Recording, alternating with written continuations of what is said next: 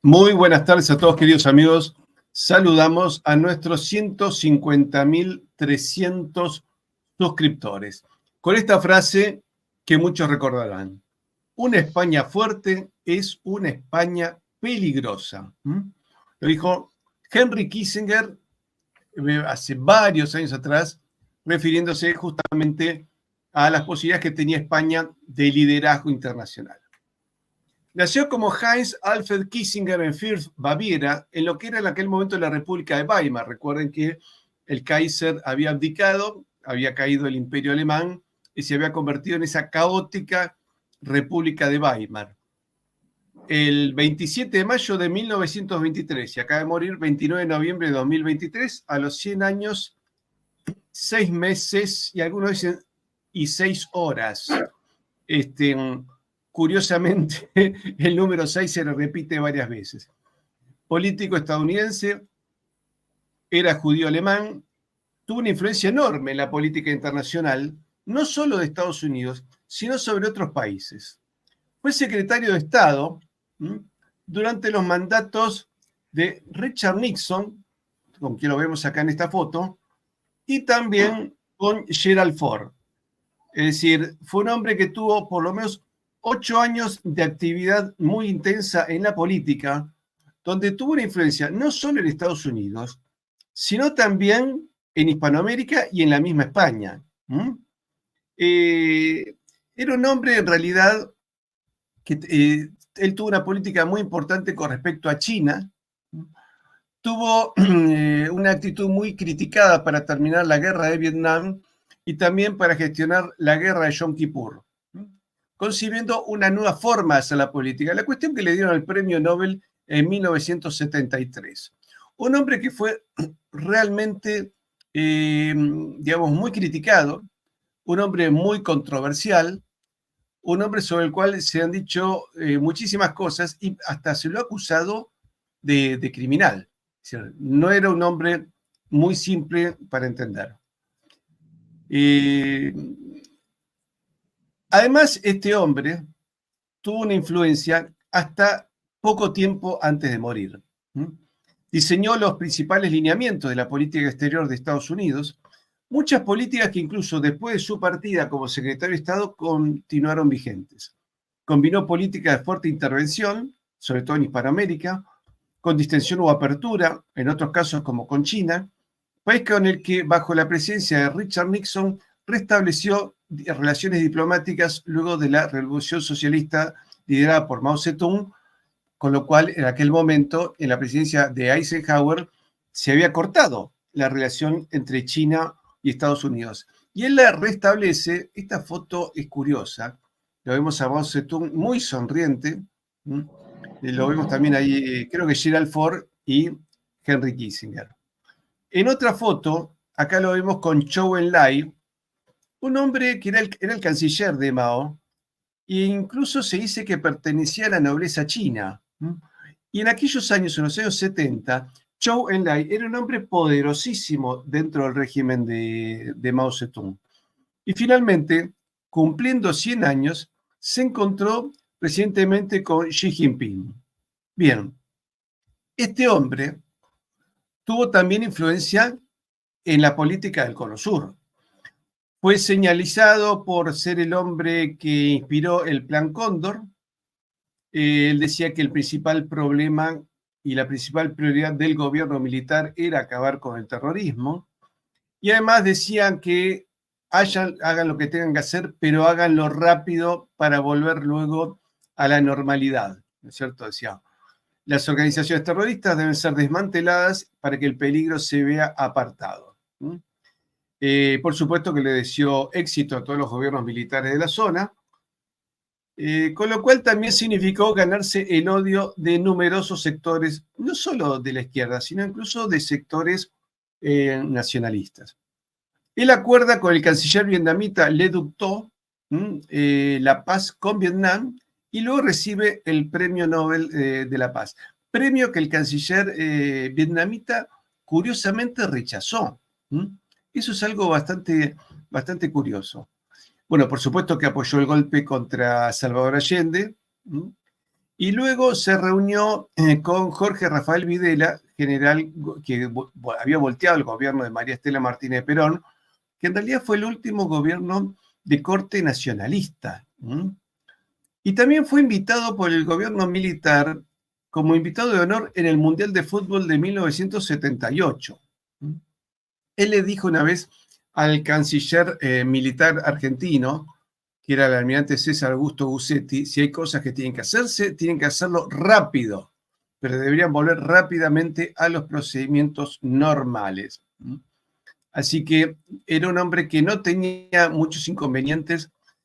Yo lo veo muy parecido a Talibán, ¿cierto? Un hombre que no tenía límites morales para llevar adelante ninguno de sus objetivos políticos. Él dicen que más que ser un hombre intelectual, era un hombre pragmático. En los últimos tiempos, su preocupación era la inteligencia artificial.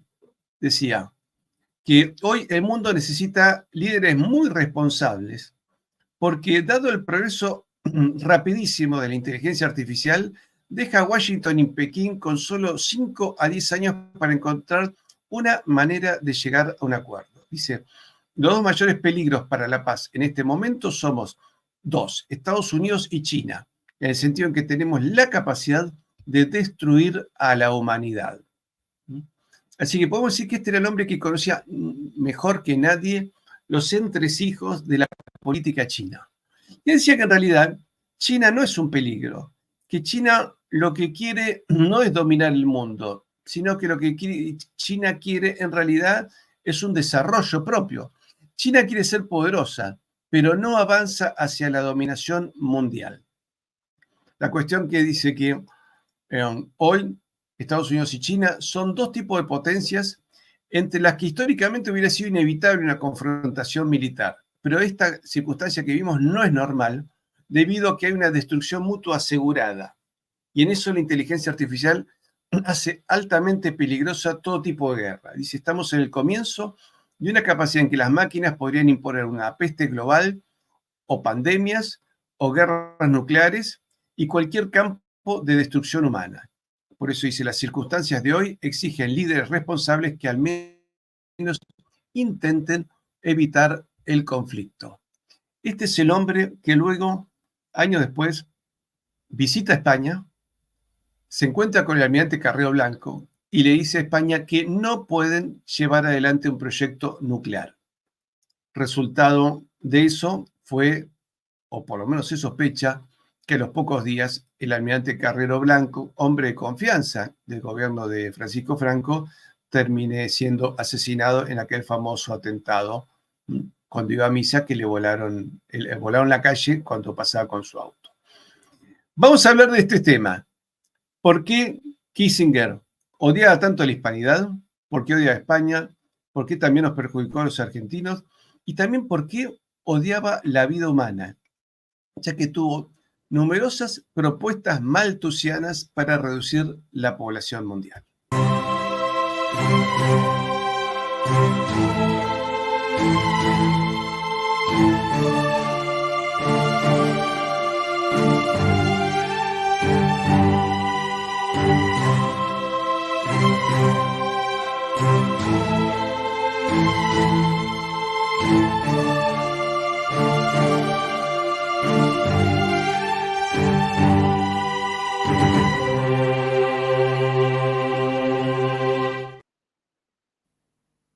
Le recordamos que este sábado tenemos el curso de mitología.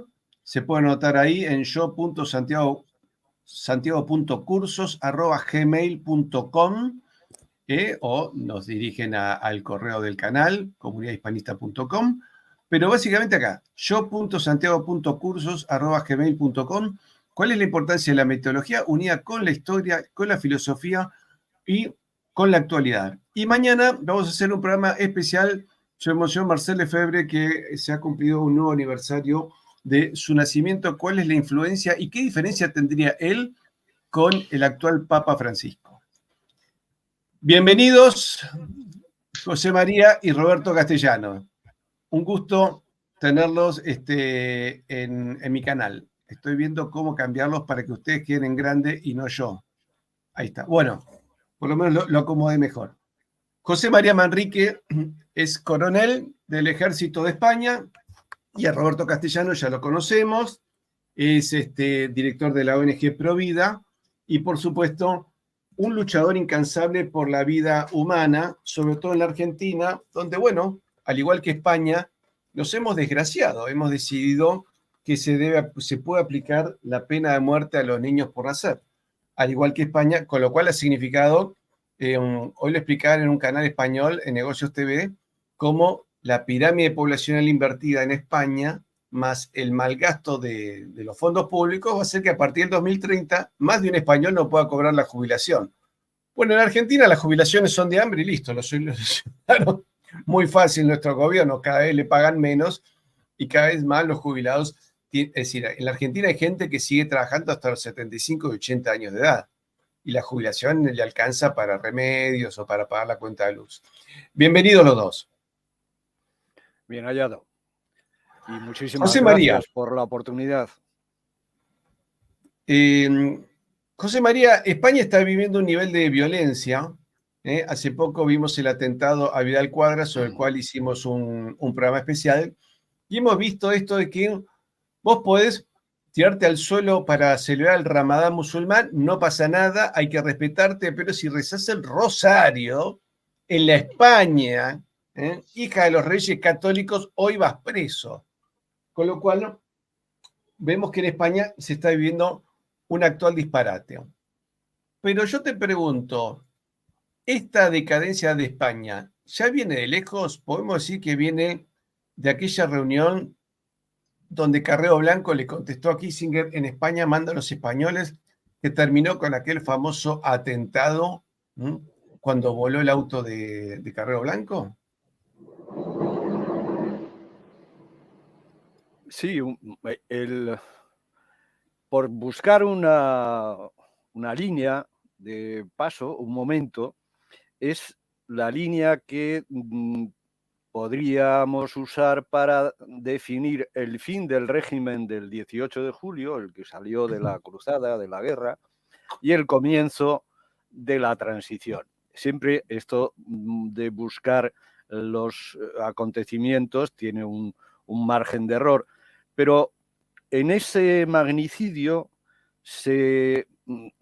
prácticamente se sentenció la evolución del régimen de Franco a el régimen liberal borbónico que había reinstaurado el caudillo. Porque Carrero fue el primer presidente del gobierno, hasta él lo asesinaron en diciembre del 73, hasta 4 meses antes, hasta aquel verano, Franco tenía la jefatura del Estado y la jefatura del gobierno. Él fue el primer jefe del gobierno. Y estaba muy identificado con el movimiento, era un hombre tradicional católico, de formación militar, pero como marino con ideas geopolíticas muy claras y muy formado, porque desde que acabó la guerra había estado, el caudillo lo llamó a presidencia de gobierno, primero como subsecretario, pero muy pegado a él en labores importantes de asesoramiento y de información. Entonces, su muerte sentenció el que la transición, como se ha llamado el periodo desde el cambio de régimen hasta la Constitución del año 78, fuera muy acelerado y muy claramente rupturista, con un abandono prácticamente total de los ideales y de la legalidad anterior.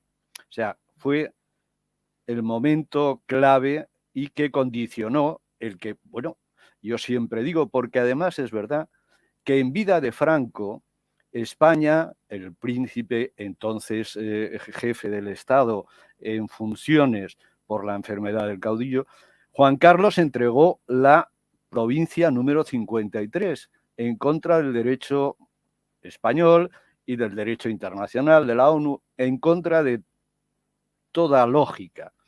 esto se hizo en vida de Franco. Con Carrero vivo no hubiera pasado eso. Y con Carrero vivo, seguramente en el año 78, 3 años después de la muerte de Franco, que es cuando se aprueba la Constitución, esa Constitución no hubiera hablado de nacionalidades, dando pie a estos problemas de separatismo, de secesionismo que tenemos, y a esas lagunas en el plano de la vida que han permitido que no solo sea legal el aborto, sino la eutanasia. En fin, que estemos como estamos. Acá me dicen que hablemos del memorando 200 de despoblación. Roberto, ya que José te ha dado pie para hablar del problema de la población, contanos qué es el memorándum 200 de Kissinger.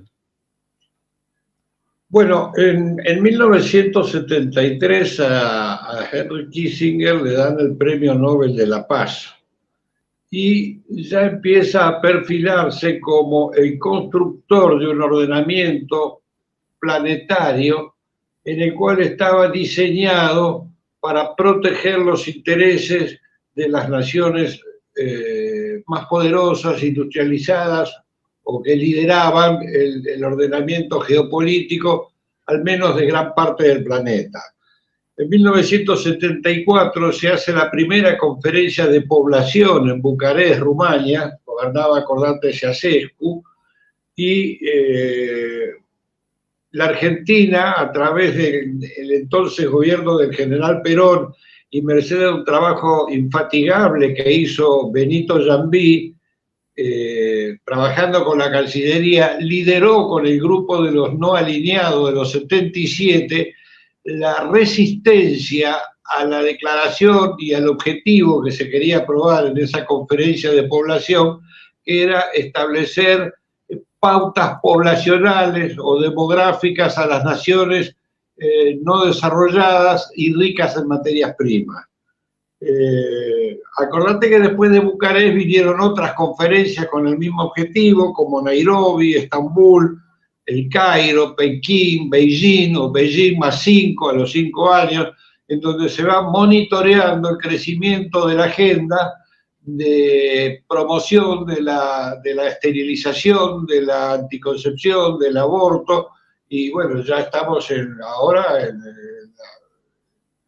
prácticamente estamos a un punto de que sea obligatoria la homosexualidad y la eutanasia. Prácticamente la agenda LGBT casi te podría decir que es monopólica.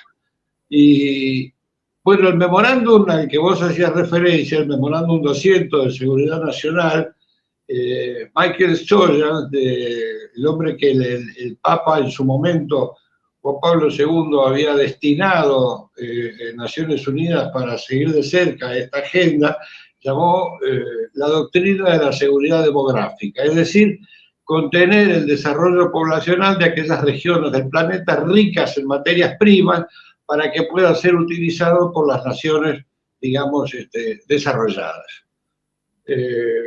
Ese memorándum establece determinadas partes del planeta en donde tiene que aplicarse estrictamente la doctrina de la seguridad demográfica. Menciona, por ejemplo, en el caso de América, 2 países emblemáticos, uno que es la frontera sur de los Estados Unidos, México, donde yo estaba muy preocupado por el crecimiento poblacional de México, que estaba superando el crecimiento poblacional del lado de la frontera estadounidense, y el otro es Brasil.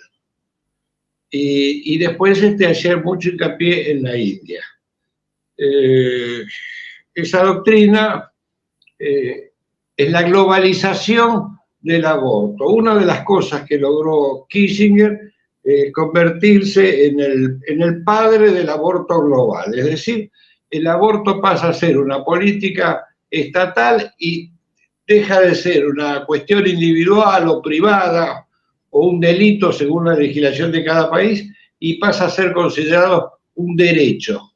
El derecho a disponer del cuerpo tiene que ser tutelado por el Estado. Es decir, que la madre mate a su hijo es un derecho. Ni siquiera existe, se considera que es una criatura, un ser humano, ni siquiera la opinión del padre.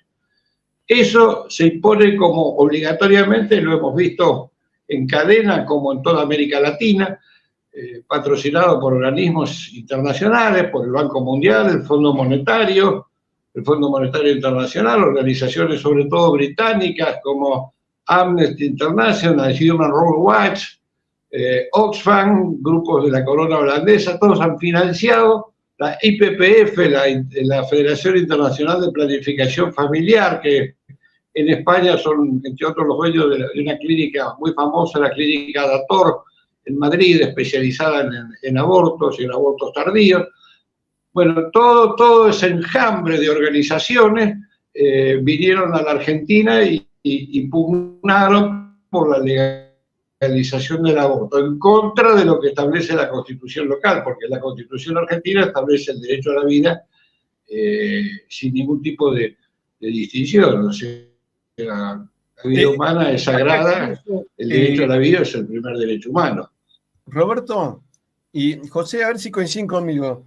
Yo creo que además Sí. lo que se ha matado en estos años es la inteligencia, porque tanto la Constitución española como la argentina protegían al niño por nacer, es decir, ya desde la concepción estaban protegidos.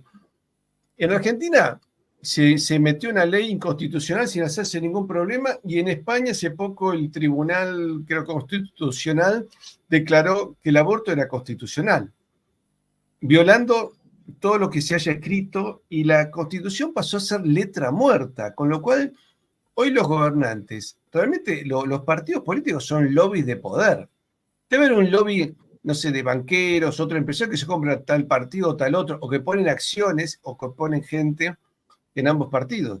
En el último debate presidencial, cuando eran candidatos Javier Milei y Sergio Massa, asistió el gran maestro de la masonería y dije, no, nosotros tenemos gente en ambos partidos porque estamos dispuestos a dialogar. Entonces, me parece que, decime, José, si me equivoco, si en España es diferente, pero ya los partidos políticos no representan a los ciudadanos.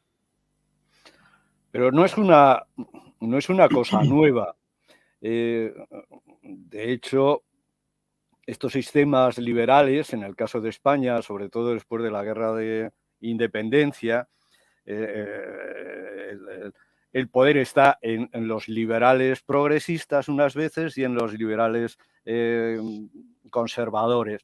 Y bueno, hay reacción de la antigua masa de la antigua España con el carlismo, por un lado, y en muchas guerras se acaba por doblegar eso, y por el otro extremo hay un republicanismo que tiende a derribar el trono. O sea, ese es el sistema que se impone desde la primera revolución, la inglesa, luego la americana, la francesa. Hay una fuerza en el mundo que está tratando de cambiar esas raíces cristianas. Y esto que tenemos ahora en España, yo lo veo como una clara reedición de esa monarquía liberal de los Borbones del siglo XIX, cuando España era prácticamente un protectorado inglés en la apariencia. No lo era, pero el gobernador, el embajador inglés solía imponer su voluntad, bien por la diplomacia, bien por las presiones, bien con esas guerras que acabaron por doblegar el ser tradicional de España.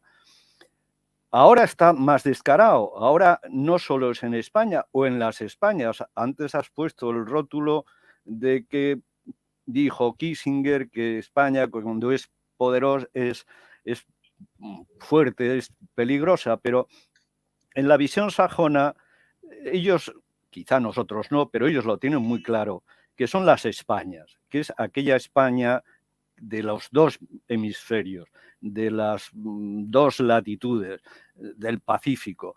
Entonces, tienen muy claro lo que quieren combatir.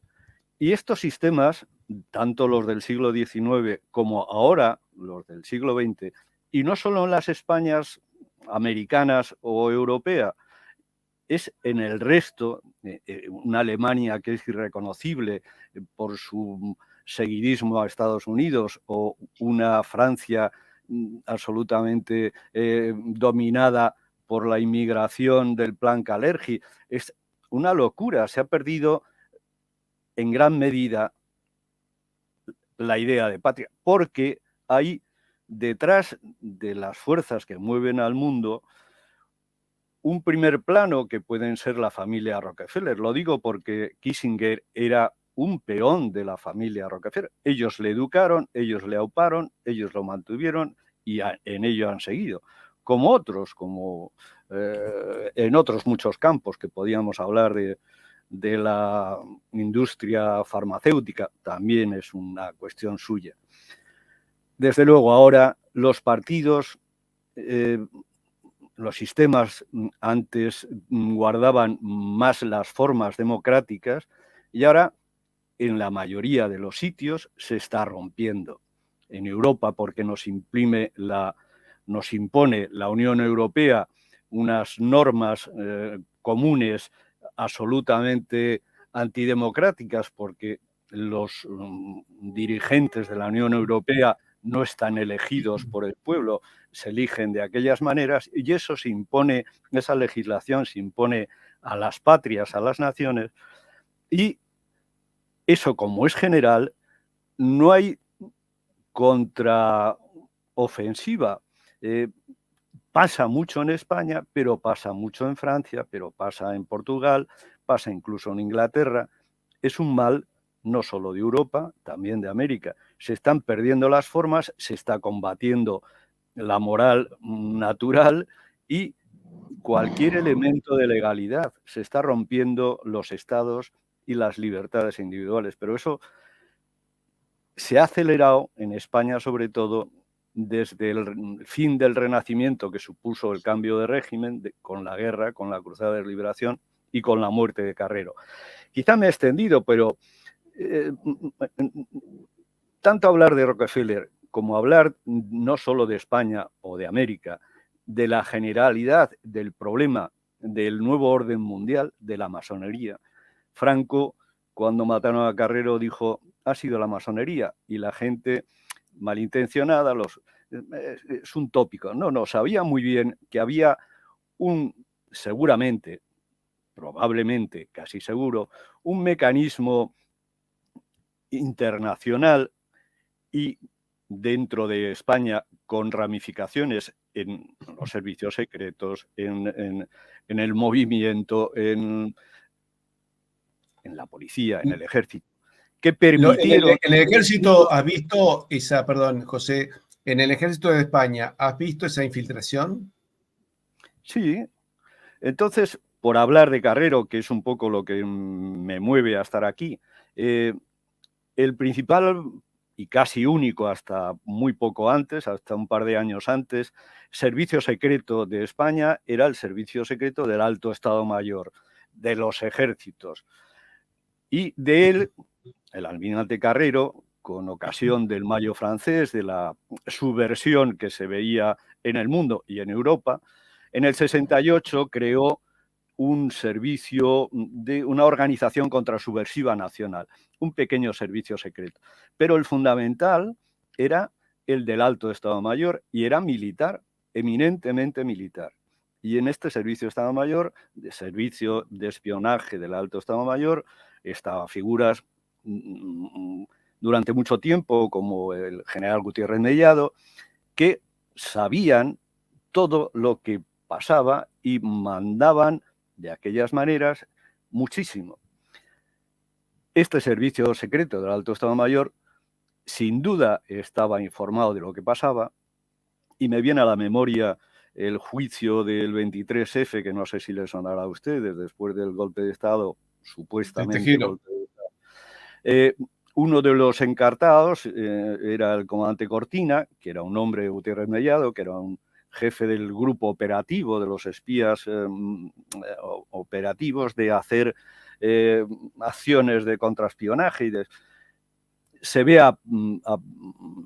contra las cuerdas por el fiscal y llega a decir en una conversación que le oyen sus compañeros de celda, de prisión, que si le sigue apretando el fiscal, cuenta hasta lo de Carrero Blanco.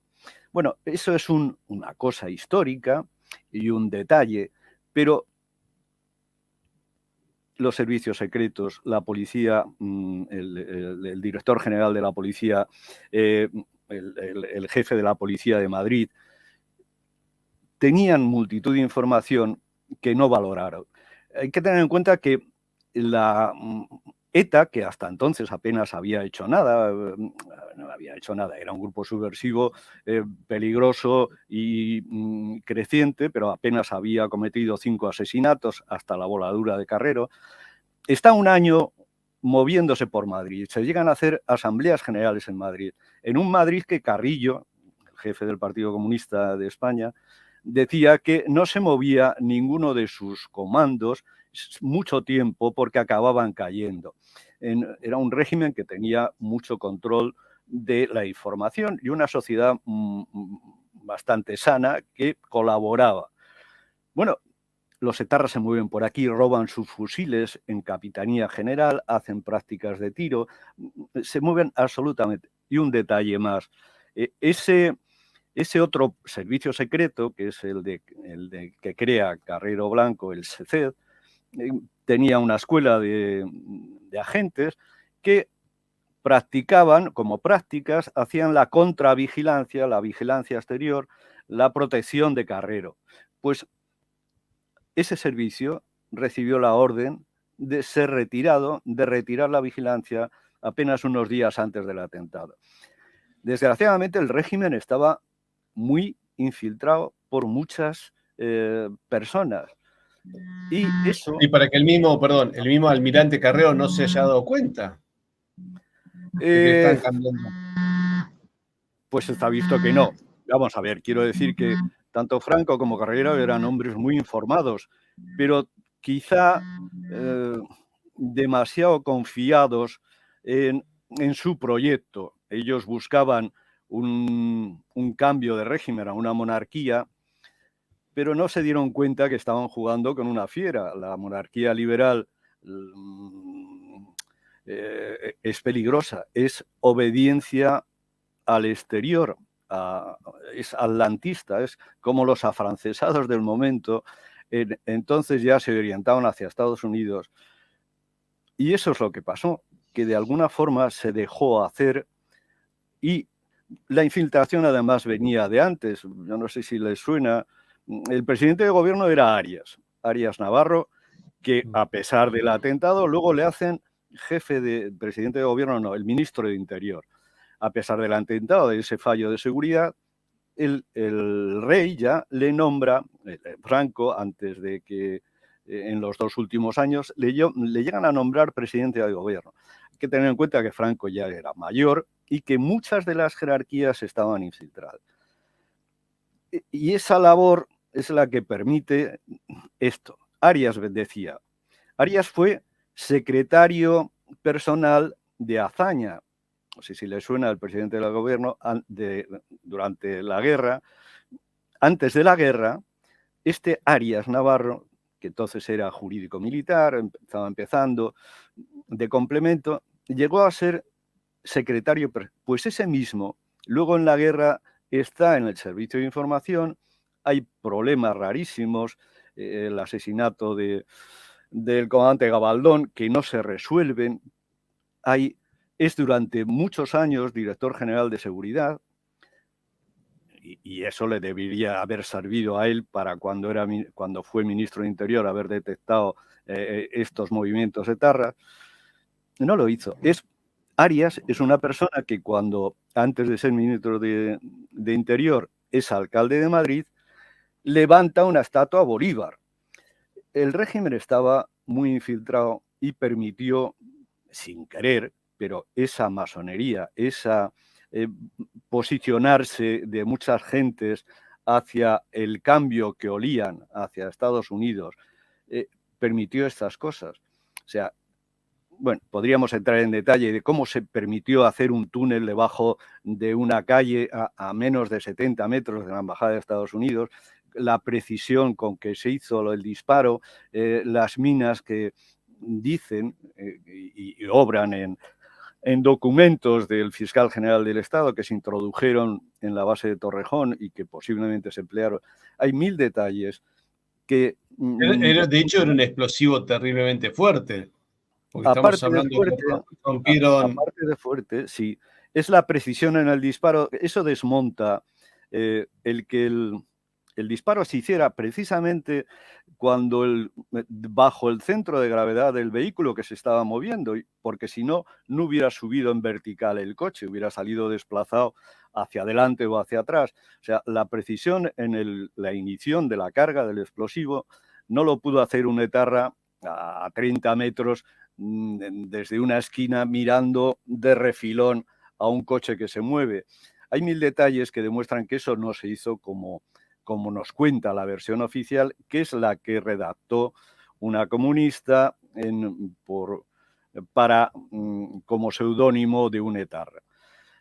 Aquello no fue como pasó, aquello fue lo que fue, un dar paso a un cambio de régimen absoluto y a, por ejemplo, eso que recalco, que en vida de Franco se entregara una provincia española a Marruecos en contra de la legalidad internacional, desde luego con el beneplácito de Estados Unidos, y por ahí hay que verlo. Entre los móviles que tuvo el magnicidio, había muchos importantes, como que España pudiera seguir con ese régimen un tanto independiente y tradicional, pegada a una Francia que entonces no estaba, se había salido de la estructura militar de la OTAN,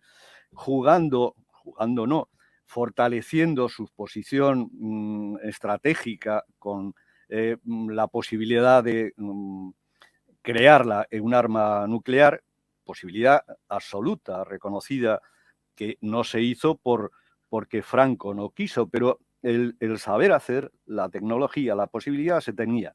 No solo la de fisión, sino la de fusión, la bomba H. El jugar, como ustedes, con un programa espacial que podía cambiarse a armas de lanzamiento intercontinental, misiles, el Cóndor suyo, nuestro Capricornio, todas esas cosas que se han ido desmontando. Ese pesaba también, pero la inmediatez de que fuera en el año 73 ese atentado tiene mucho que ver con que en el año 71 a Hassan II, en la fiesta del trono, sus cadetes de la Academia de Suboficiales estuvieron a punto de matarle. Se salvó por baraca, por suerte, por milagro. Y al año siguiente sus pilotos no le derribaron porque preventivamente había mandado retirar la munición de guerra de los aviones y solo pudieron dispararle con munición de fogueo, de prácticas. Hicieron 1000 agujeros, muchos muertos en el avión, pero se salvó. Y eso nos pone en el año 73, en el que Franco comunicó oficialmente a la autoridad provincial, a la Yemá del Sáhara, que reconocía el mandato de las Naciones Unidas y que España protegería, impulsaría y vigilaría la autodeterminación de aquel territorio. Claro, ese tercer paso para Marruecos en favor de Estados Unidos, Inglaterra siempre ha protegido, siempre ha impulsado un Marruecos fuerte, enemigo de España, que equilibrara la posesión el dominio del estrecho, por decirlo así. Entonces, de todos esos factores importantes que había, el urgente, el que determinó, creo yo, es esa situación en Marruecos. Si Marruecos no conseguía el Sáhara, se podía dar por seguro que la contestación interna, su ejército, iba a acabar con Hassan II a la tercera, a la vencida. Entonces, de la reunión que tuvo Kissinger con Carrero, que duró casi 6 horas, por más que el comunicado español escribiera que fue de 1h30, los americanos nunca han dicho de qué se habló. El tema fue aquel, la inmediatez de quitar el obstáculo de una España fuerte que que se negara a transigir, por ejemplo, en lo urgente que era que Marruecos tuviera salida hacia el Sáhara y el régimen tiránico de Hassan II se estabilizara. La bomba atómica, el programa nuclear, la entrada en la OTAN, Gibraltar, la potencia nacional independiente también pesó, pero la urgencia fue esta.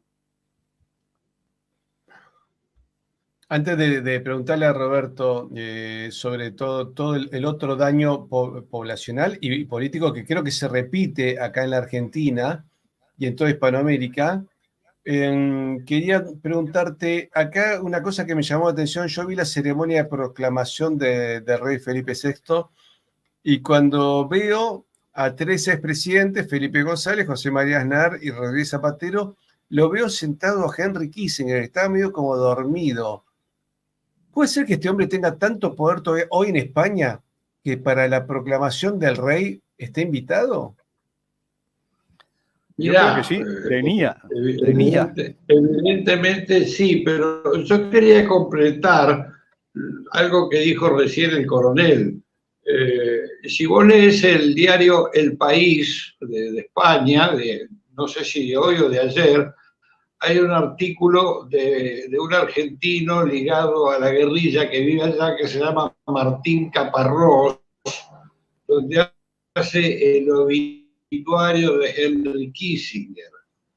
Caparrós es hijo de Marta Rosenberg, una operativa, una médica psicoanalista de las FARC, de las Fuerzas Armadas Revolucionarias, entrenada en Cuba, y de un médico psiquiatra de apellido Caparrós, obviamente. Bueno, Caparrós lo que hace en ese diario típicamente masón y sinárquico es un apoyo, pero hay una crítica porque dice que Kissinger es el hombre que dijo a los gobiernos militares en la región, sobre todo cuando vino a la Argentina, hagan lo que tengan que hacer, pero háganlo rápido. Y le adjudica la autoría intelectual del Plan Cóndor. Es decir, para los que no lo saben o no lo recuerdan, el Plan Cóndor le denominaban así a una coordinación de los distintos gobiernos militares en el cono sur de América para enfrentar una acción también coordinada desde poderes externos, tanto de la inteligencia cubana, del G2, el Departamento de América del Partido Comunista, como de la inteligencia checoslovaca, que eran los que manejaban desde Europa todo el tránsito de los guerrilleros que venían para acá. Con respecto al caso de Carrero Blanco, sí, yo coincido plenamente, es decir, hubo una acción de inteligencia previa. El famoso señor del impermeable que lleva el informe donde habla de que Carrero iba todos los días a la iglesia de los jesuitas a las 9 de la mañana, asistía a misa. Hay la provisión de un explosivo muy especial que se utilizó, que lo suministró una supuesta base de los Estados Unidos, y la confesión de algunos de los participantes, entre ellos el principal, que fue Arbala. Arbala después fue eliminado por un comando de la Marina Española. Vengaron por propia decisión la muerte de su jefe. Evidentemente Carrero era una piedra en el zapato para los planes de la globalización y del sometimiento de España a un gobierno, digamos, desde Bruselas y toda la parte del desarrollo nuclear independiente que quería hacer Carrero, que no coincidía con el objetivo que tenían los Estados Unidos. Ahora, ¿cuál es la consecuencia de esto? ¿Cuál es el balance de quién ha sido Henry Kissinger? Henry Kissinger ha sido el hombre, el ideólogo que en los últimos 50 años coordinó la acción geoestratégica del poder financiero y geopolítico en el mundo occidental. Es el hombre, por ejemplo, que cuando firma el acuerdo para la paz en Vietnam, concibe la globalización. Acordate vos que los vietnamitas decían, los chinos decían, tenemos dos enemigos. Un enemigo cercano, que era la Unión Soviética, y un enemigo lejano, que eran los Estados Unidos. Nos conviene, el peligro más inminente es el enemigo cercano. Kissinger les dice, si ustedes se alían con nosotros, nosotros podemos desarrollar las economías de ustedes. Y ahí nace la globalización, es decir, se trasladan a toda Asia las empresas de los Estados Unidos, dejan de pagar salarios de $2.000, $3.000, pagan salarios de 25, 30 dólares, y toda la producción se vende en Estados Unidos y en el resto del mundo. Eso es Walmart. Esa es la globalización. Y es el desarrollo, vos ves lo que es, por ejemplo, Singapur, lo que es Vietnam, gente que vivía en sampanes, en canoas, usaban sandalias hechas con neumáticos y qué sé yo, y lo que es hoy en día. Es decir, es el ideólogo, todo eso lo concibió Kissinger. Y él también nos asignaba a nosotros. En el caso específico de la Argentina, él dijo que la Argentina tenía solamente un destino agroexportador, que se olviden de industrializar el país. Entonces, un país que solamente vive de la renta agraria es un país que le sobra población. Sobre todo hoy que la tecnología ha hecho, por ejemplo, que un hombre, desde una máquina cosechadora con aire acondicionado, con un celular y con una computadora, puede hacer el trabajo que manualmente hacían antes 10, 15 o 20 personas. Es decir, la tecnificación ha expulsado gente de las tareas laborales. Por eso hay una anécdota cuando Kissinger se reúne con Mao y le ofrece unas retroexcavadoras. Y Mao dice, no nos sirven. Y Kissinger le dice, pero ¿cómo que no le sirven? Ahora es el trabajo de una máquina de estas, es el trabajo de 50 hombres. Es exactamente lo que yo necesito, que 50 hombres tengan trabajo y no que haya trabajo para uno y para 49 no. Bueno, el arquitecto que diseñó el estatus geopolítico, militar, productivo y filosófico, si vos querés, de gran parte del mundo moderno, es Henry Kissinger, que era un hombre admirador del Congreso de Viena.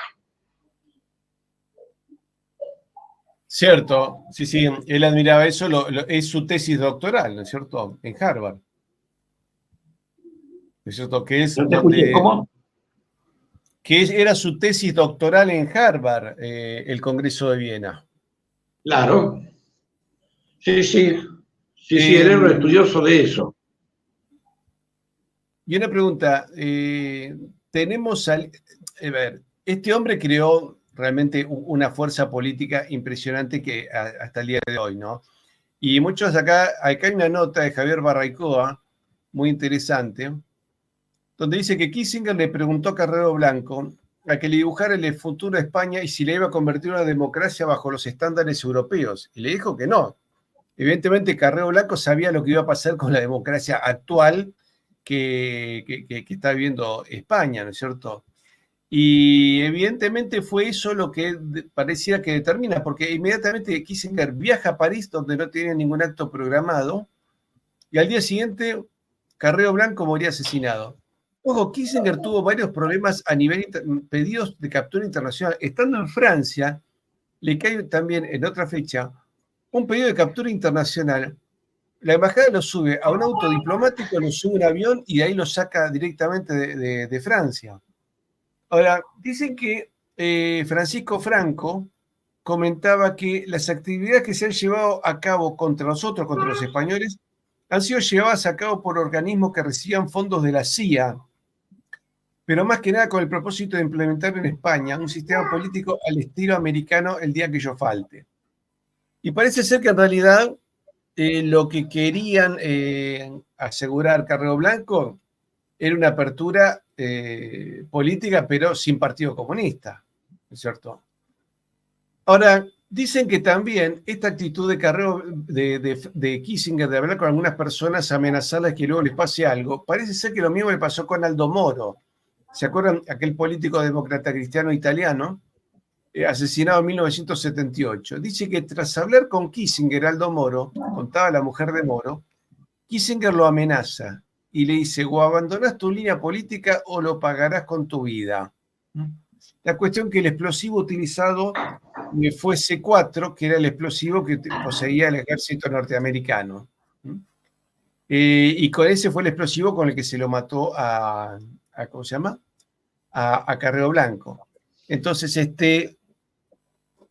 por lo menos Patricio, Patricio, no te olvides, tomalo en contexto, ¿no? Perdóname, no te olvides que no fue la muerte la muerte de Carrero Blanco el único magnicidio o atentado en esa época. También se atentó acá contra la vida del general Perón, cuando se puso en el túnel que pasaba un sanitario, una cloaca por abajo del aeroparque metropolitano, un explosivo para volarle cuando él saliera con el avión. También se atentó en su momento contra Pinochet, el entonces jefe de gobierno de Chile. Es decir, contra Carrero Blanco, contra Aldo Moro. Un tiempo antes había habido un atentado contra De Gaulle. Es decir, a todos aquellos que podían llegar a incomodar o ser díscolos a determinadas directivas o directrices de un ordenamiento en un sentido, por izquierda o por derecha, eran hostigados mediante atentados. Es curioso lo de Pinochet, porque Pinochet, que asume con apoyo norteamericano, pero empieza a tomar algunas decisiones de corte nacionalista y los norteamericanos le quieren meter presión y dice: ¿qué me van a venir a ustedes a dar una clase cuando ustedes perdieron en la Segunda Guerra Mundial dice, a manos de los soviéticos, que son los grandes ganadores? No me digan cómo gobernar. Y me acuerdo que ahí Estados Unidos le complica la exportación de vinos, que era una industria que estaba moviendo mucho trabajo en Chile, y muestran 2 uvas supuestamente infectadas y envenenadas, ¿no es cierto?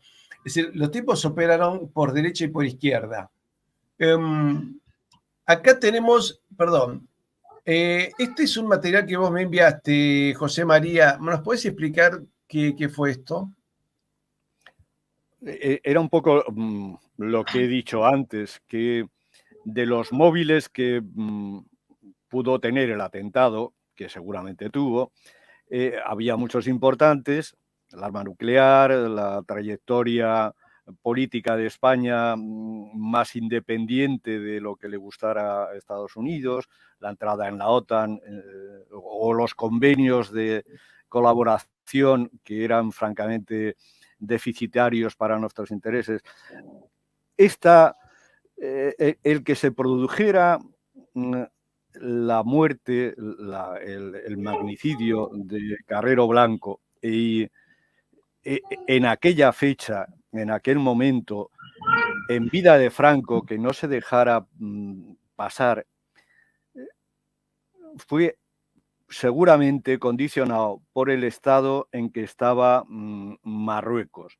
Marruecos, durante el principio del siglo XX, había sido un protectorado por la descomposición absoluta en el que estaba, protectorado entre Francia y España, cocinado por Inglaterra, que además se quedó con la parte. Al final de ese protectorado, después de la Segunda Guerra Mundial, cuando desembarcan los aliados en Casablanca, ya el presidente americano le dice a Mohamed V, al que iba a ser Mohamed V, que en 5 o 10 años serían independientes. En fin, la relación entre Marruecos y Estados Unidos ha sido muy antigua. Ellos, los marroquíes, se vanaglorian de que fue el primer reino que reconocía a Estados Unidos y demás. El hecho es que gran parte de los judíos sefardíes que salen de España después del edicto de expulsión en gran medida van a Turquía o se mueven después por Europa, pero una parte importante van a Marruecos y de Marruecos saltan a Estados Unidos en gran medida y ocupan lugares importantes.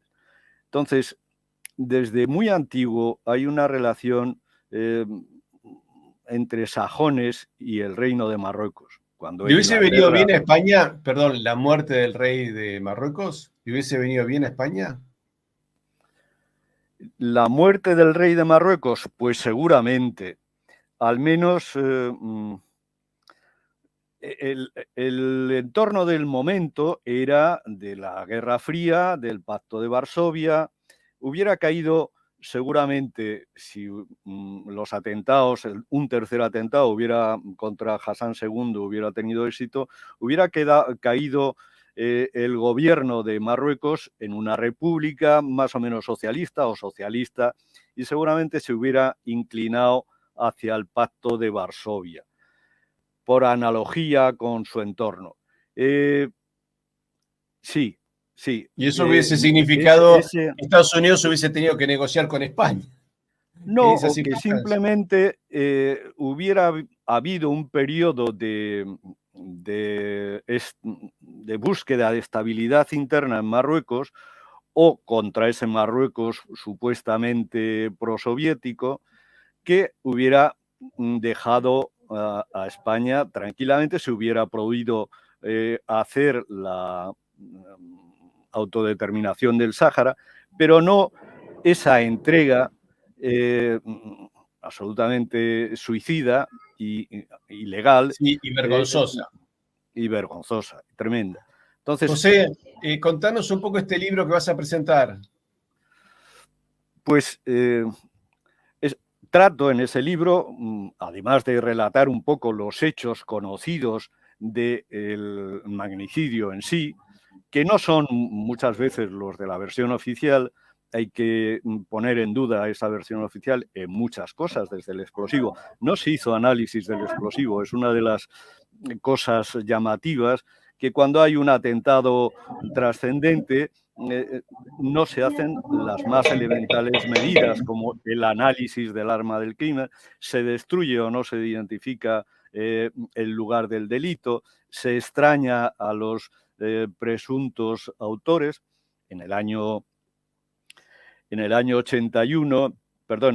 77, aquí se crea una amnistía, se legisla una amnistía, y los autores, supuestos autores materiales, los etarras, confesos autores materiales, se les extraña, se les aplica esa amnistía, incluso sin haber estado juzgados, contra todo derecho. En fin, los detalles del crimen, tanto antes como en el momento del crimen, el lugar, el arma, como después, estas circunstancias de la amnistía, de movimientos extraños, de a que a Arias se le ascienda, en fin, para conocer un poco lo que es el magnicidio en sí.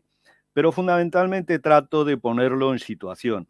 Es el 5º magnicidio que sufre España, somos récord europeo por lo menos en magnicidios, y uno de los mayores en el mundo, al menos en 100 años prácticamente hay 5 magnicidios. Y en ese entorno de los servicios secretos, ¿quién era Gutiérrez Mellado? ¿Qué era eso de la masonería en España? ¿Qué pudo pasar si los masones, los autores intelectuales, quién pudo ser, quién podía estar? Desde luego Kissinger. Pero ¿quién está detrás de Kissinger? Como dice Franco, la masonería. ¿Y quién es la masonería? Bueno, pues la masonería es una sociedad secreta, discreta, o varias, o muchas, más o menos coordenadas, que siguen unas directrices, un nexo común durante siglos, ¿no? Que busca eso, la revolución, el romper el trono y el altar, el nuevo orden mundial. Va a ser José, el miércoles 13 de diciembre, así que en pocos días más, a las 19 horas en el Centro Cultural de los Ejércitos, Gran Vía 13, Madrid, y donde además van a poder adquirir este libro, Carrero Asesinado, clave de la transición. Roberto, Para cerrar, Sí, los asesinatos han sido selectivos, ¿no? Yo en España he visto el auto de Dato, el presidente Dato que fue asesinado, más el intento de matarlo a José María Aznar, más el intento de matar a Isabel II de España. Es decir, hubo varios también. En Argentina sufrimos también el atentado a intelectuales, ¿no? La muerte de Jordán Bruno Genta, del profesor Carlos Saccheri, el intento de matar a Perón. Pero eso es para tratar de torcer las voluntades. Pero hoy, que ya no necesitan torcer voluntades, fíjate que ningún presidente de izquierda sufre ningún tipo de asesinato. O sea, parece que todos los presidentes de izquierda sudamericanos deben trabajar de alguna manera para el Departamento de Estado porque no tienen ningún tipo de riesgo para su vida. El atentado, estos mirá, son figurones. a mí no me cabe duda, aquellos que saben jugar al billar,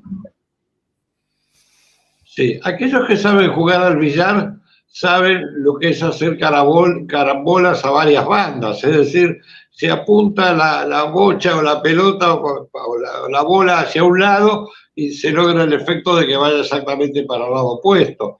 La acción sistemática que existe para desmontar todo lo que pueda ser la identidad nacional de aquellas naciones o pueblos que pueden ser rebeldes, lo vemos en el caso de España, lo que ha pasado con el Valle de los Caídos, la exhumación de Francisco Franco, de José Antonio, lo vemos en la Argentina con las políticas oficiales de desmalvinización, es decir, la guerra de Malvinas, por ejemplo, fue uno de los hitos de la segunda mitad del siglo XX. Vos fíjate que la flota británica fue diezmada. De los 100 barcos que trajeron, 14 fueron averiados y 10 fueron hundidos. Y estuvieron a horas de tener que rendirse, si no era por el puente aéreo y la ayuda de la OTAN y de los Estados Unidos, que les suministró los misiles Islander, Winder, submarinos nucleares, portaaviones, la curiosa rendición satelital. ¿Cómo? Y la curiosa rendición del general, sí, porque correcto. la infantería de Marina decía que estaban en perfectas condiciones de seguir sosteniendo la defensa de la capital de Malvinas, y los ingleses reconocieron que si la infantería de Marina simplemente se la dejaba actuar y aguantaba unas horas más, ellos, los ingleses, iban a tener que subir a los barcos e irse porque no estaban en condiciones de tomar la capital. De ellos se sorprenden que el general Menéndez se rinda. Dice, pero tirado manteca al techo. Sí, eso no iba a pasar porque en última instancia iba a intervenir directamente. Claro, pero iba a intervenir directamente y desembolsadamente Estados Unidos y iba a haber algún ataque a alguna ciudad periférica de Argentina y entonces eso iba a lograr una rendición si se trasladaba la guerra al continente. Pero circunscripta al teatro de operaciones del Atlántico Sur, a lo que se llamaba en su momento el TOAS, los británicos estaban prácticamente en situación, estaban groggy, digamos, sobre todo por la acción de la aviación argentina. Es decir, querían sacar a toda costa a los franceses el número exacto de misiles Exocet que tenía la Argentina. La Argentina hundió 4 barcos y tenía 5 misiles Exocet y tenía, digamos, en tránsito hacia la Argentina otros misiles que le había suministrado en su momento Muammar al-Gaddafi, que también fue asesinado. Es decir, todos aquellos, volvemos a lo anterior, que han mostrado algún grado de independencia o de rebeldía contra los poderes. ¿Cómo? Juan Pablo II también sufrió un atentado que estuvo ahí, a hora de salvarse, ¿no? También el Papa que se salvó. No, bueno, pero ellos anotan las cuentas. Tienen buena memoria, ¿eh? Tienen buena memoria. Acá nos recuerdan, bueno, un homenaje al capitán Robacio, que fue el jefe del batallón de infantería de Marina, de Marina 5. Él me contaba que cuando él conoció a Robacio, cuando Puerto Argentino había firmado el alto en fuego y le habían tachado la palabra rendición, Menéndez, dijo que era un alto el fuego. Robacios no acató la orden y con el batallón de infantería de Marina 5, el BIL 5 contraatacó. Sí, Y sí, los ingleses yo lo les conocí reconocieron que no al estaban. hermano de Robacios porque contraatacó y con éxito, porque se replegaban los ingleses. Los británicos se replegaban, digamos, ante el contraataque de la infantería argentina. José, nos estamos yendo. ¿Qué es lo último que nos querés decir sobre Kissinger y ese odio enfermizo a España y esa influencia de verlo en la coronación del rey? A mí dije, esto viene mal. Yo cuando vi eso, es decir, los políticos en algún momento muestran acciones, ¿no? Uno ve los candidatos a la presidencia de Argentina que de golpe hacen determinada cosa o que hacen determinada señal religiosa o política, cultural, y uno dice, va para ese lado. ¿Cómo nos cerrarías tu último mensaje sobre Kissinger y su odio a España? Pues porque no era un peón, era un general de altísimo grado, pero no dejaba de ser un hombre que ejecutaba políticas, digamos, de Rockefeller como primera persona, de ese mundialismo, de esa masonería global que él, como judío o sin ser judío, como miembro de esos grupos de poder, han luchado siempre en gran medida contra España. Él dijo que España no pintaba nada en el norte de África, pero eso me recuerda, me trae, en algún momento lo he escrito, que lo que pasa actualmente en muchos aspectos, en muchos escenarios, es lo que ya ha pasado antes. Este norte de África que nos está invadiendo, estas migraciones musulmanas que están suplantando la población prácticamente europea, vienen como lo hicieron los turcos por un lado por el este del Mediterráneo y los árabes por la península y también por Italia. O sea, se está repitiendo el ataque a la cristiandad, a Europa y a más lugares, que se hizo en su momento, en la Edad Media, en el Renacimiento. Estamos jugando la misma partida. Alguien aparentemente está jugando la misma partida y utiliza agentes, organizaciones, personas que identifican o que se ponen al frente de esas organizaciones que juegan a eso. Por eso Kissinger dijo que la imposición del rumbo político en España, el cambio en España, era uno de los logros mayores de la política de Estados Unidos. No era un lugar menor, se buscaba esa España no peligrosa, esas Españas no peligrosas, y en eso entra Hispanoamérica. Y hablabais antes de Malvinas, me he quedado con ganas de hacer una analogía a lo que pasó, por ejemplo, en Santiago de Cuba.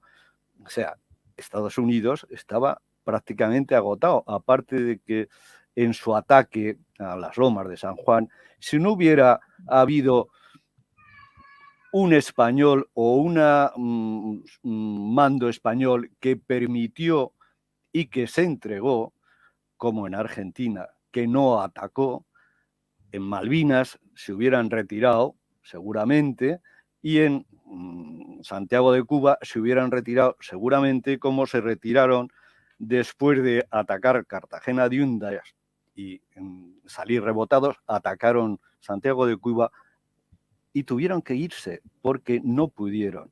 Si no es por la debilidad interna nuestra, por los infiltrados, no nos ganan. Siempre esa lucha ha sido no tanto por perdedora para las Españas, no tanto por la potencia del enemigo, como por los infiltrados de ese enemigo dentro, por esas élites que eran traidoras y que jugaban con ellos. Me he ido. Gracias. Muchísimas gracias. Roberto, se repite la historia en la Argentina y tendremos que seguir luchando para ver si podremos salvarla, porque me parece que este ataque final que está viviendo España, donde ya directamente se llevaron puesta la Constitución y dijeron da lo mismo, acá ponemos a Sánchez, a como dé lugar, no interesa lo que vote la gente, en Es la Argentina corremos Es también la misma riesgo, ¿no? guerra, es la misma guerra, Patricio. En España tienen una ley de protección animal y, digamos, inclusive está legislado la zoofilia digamos, si matar un hijo es un derecho y si lo impedís o rezás frente a una casa de exterminio hasta poder tener consecuencias policiales o penales. Es lo mismo en la Argentina, es decir, es una agenda que busca el desarme de los pueblos, la desindustrialización, la Agenda 2030, el nuevo orden mundial, el control de la población, la eliminación de los sistemas productivos, la eutanasia, el aborto, el adoctrinamiento escolar a través de la educación sexual, el cambio de los hábitos alimentarios, la racionalización del agua, los 17 objetivos de la Agenda 2030. Bueno, será cuestión de que nos demos cuenta para evitar no ver ni una España rota ni una Argentina rota. Me despido mostrando la Cruz de San Andrés porque hoy es el día de San Andrés, ¿eh? Y nosotros, bueno, hemos tratado de defender esta bandera como bandera común de la hispanidad junto a nuestras banderas nacionales. Por eso me van a ver en más de una nota donde yo tengo esta bandera y la bandera argentina e incluso la bandera de España. Así que le pedimos a San Andrés y a la Inmaculada que nos protejan para que realmente podamos sobrevivir a todos estos demonios que nos han querido destruir y realmente no nos rindamos más porque juntos somos poderosos, ¿eh?